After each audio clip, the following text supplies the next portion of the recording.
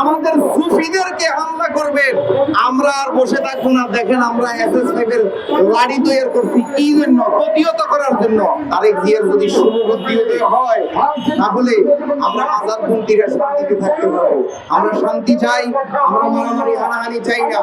বিগত সরকার আমাকে যখন 2021 সালের 20 মার্চ চা খাওয়ার দাওয়াত দিয়ে ওসি ফারুকে অ্যারেস্ট করলো, ওই হাসিনা সরকারের টেবিলে যখন আমার মামলার ফাইল গেল একজন PS এর মাধ্যমে, হাসিনা সরকার আমার ফাইলটাকে মেলায় ফালাই দিছে। ফালাই দেওয়ার পর আমরা শুধু আল্লাহর দরবারে কাঁদছি, এই হাসিনা সরকার দ্বিতীয় 2 বছর টিকে নাই। তাই ওলি আল্লাহর বিরুদ্ধে করে কেউ এই দেশে টিকতে পারবে না।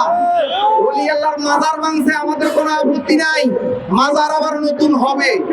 ভাঙছে এটা আমরা মনে করতেছি একটা দুর্যোগ, প্রাকৃতিক একটা দুর্যোগ আসছে আমাদের উপরে, ওই দুর্যোগ আমরা মেনে নিছি। কিন্তু আমাদের সুফিদেরকে হামলা করবেন, আমরা আর বসে থাকবো না। দেখেন আমরা SS5 এর লাড়ি তৈরি করছি কি জন্য? প্রতিহত করার জন্য, কাউকে আঘাত করার জন্য।